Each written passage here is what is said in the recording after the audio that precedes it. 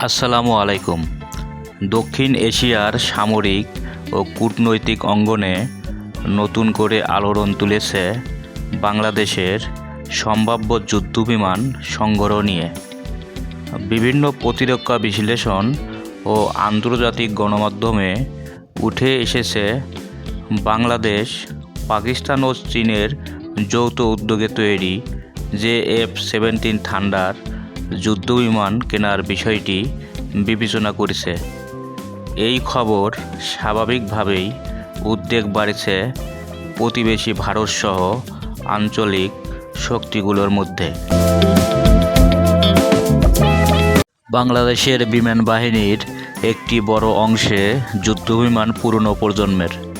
MiG-29 থাকলেও সংখ্যায় সীমিত, আর F-7 এর মতো বিমান প্রযুক্তিগতভাবে পিছিয়ে পড়েছে। আধুনিক আকাশ প্রতিরক্ষা ব্যবস্থা নিশ্চিত করা, আকাশসীমা সুরক্ষা, সমুদ্র সীমা ও অর্থনৈতিক অঞ্চল রক্ষা, এসব কারণে বাংলাদেশকে নতুন প্রজন্মের মাল্টিরোল যুদ্ধবিমানের দিকে ঝুঁকে পড়তে হচ্ছে।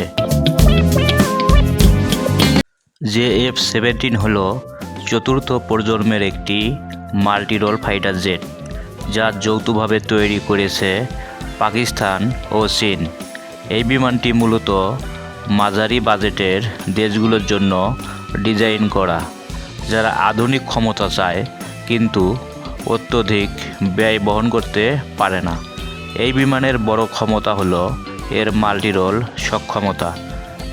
F-17 থান্ডার যুদ্ধবিমানটি একসঙ্গে আকাশযুদ্ধ, স্থল হামলা ও নৌ লক্ষ্যবস্তুতে আঘাত হানতে সক্ষম। এতে রয়েছে আধুনিক রাডার, নতুন ব্লক 3 সংস্করণে AAS রাডার যুক্ত করার সুযোগ এবং উন্নত ইলেকট্রনিক্স ওয়্যারফেয়ার সিস্টেম। অস্ত্রসজ্জার দিক থেকেও এটি বেশ শক্তিশালী।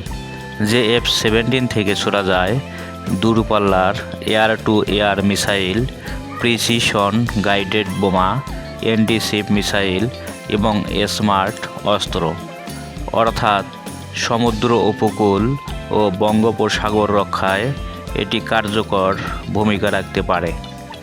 বাংলাদেশের জন্য আরেকটি গুরুত্বপূর্ণ বিষয় হলো খরচ ও রক্ষণাবেক্ষণ। পশ্চিমা যুদ্ধবিমানের তুলনায় F-17 অনেক সাশ্রয়ী, রক্ষণাবেক্ষণ সহজ, খুচরা যন্ত্রাংশ দ্রুত পাওয়া যায় এবং ভবিষ্যৎ প্রযুক্তি হস্তান্তরের সুযোগও রয়েছে, যা বাংলাদেশের প্রতিরক্ষা শিল্পের জন্য ইতিবাচক। দর্শক, আজ এই পর্যন্তই। চ্যানেলটি ভালো লাগলে সাবস্ক্রাইব করুন।